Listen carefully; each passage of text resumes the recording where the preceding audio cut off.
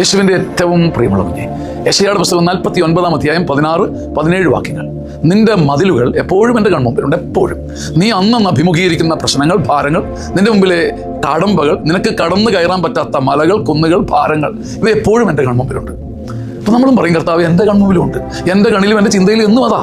എൻ്റെ മതിലുകൾ, എൻ്റെ ഭാരങ്ങൾ, എൻ്റെ മുമ്പിലെ തടസ്സങ്ങൾ, കോട്ടകൾ, കൊത്തളങ്ങൾ എപ്പോഴും ചിന്തിച്ച് ഞാൻ തളരുന്നു. ദൈവവും നമ്മൾ ഒരു കാര്യത്തിൽ ചെയ്യുക, എപ്പോഴും നമ്മുടെ കണ്ണിൻ്റെ മുമ്പിൽ, നമ്മുടെ കണ്ണിലും ചിന്തയിലും ഒക്കെ ഈ ഭാരങ്ങളും കെണികളും തന്നെയാണ്.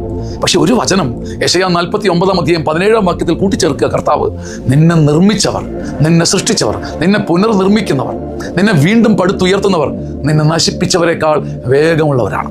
പക്ഷേ ഈ വചനം നമ്മുടെ കണ്ണിലുടക്കിയാൽ, ചങ്കിലുടക്കിയാൽ നമ്മുടെ ഹൃദയം ജ്വലിക്കാൻ തുടങ്ങും. നമ്മളെ തകർത്തെറിഞ്ഞവരെക്കാൾ, പൊടിച്ചകറ്റിയവരെക്കാൾ, പൊടിച്ച് പറത്തിയവരെക്കാൾ, ധൂളിയായി പൊടി പോലെ ചിതറിച്ചവരെക്കാൾ വേഗമുള്ളവനാണ് എന്നെ ഗാദർ ചെയ്യുന്ന ദൈവം. യെശയ്യാ 49 അധ്യായം 16-17 വാക്യങ്ങൾ. കുഞ്ഞെ, നിന്റെ മതിലുകൾ എൻ്റെ കൺമുമ്പിൽ, കണ്ണിലെപ്പോഴും ഉണ്ട്. നിന്നെ നിർമ്മിക്കുന്ന ദൈവം, നിന്നെ പുനർനിർമ്മിക്കുന്ന ദൈവം, നിന്നെ പൊടിച്ചകറ്റിയ, തകർത്തെറിഞ്ഞ മനുഷ്യരെക്കാൾ 10 മടങ്ങ് വേഗതയുള്ളവനാണ്. ആ വേഗതയുള്ള ദൈവത്തിൻ്റെ കയ്യിൽ നീ ഒതുങ്ങിക്കൂടിയാൽ, പുഴിയാണെങ്കിലും പുഴിമണ്ണാണെങ്കിലും ധൂളിയാണെങ്കിലും വീണ്ടും അവിടുന്ന് പുനർനിർമ്മിക്കും. ഈ വചനം ഒരു തമാശ ആയിട്ടല്ല, ആന്തരിക ശക്തിയായി ഉള്ളിൽ പതിയട്ടെ. ആമേൻ.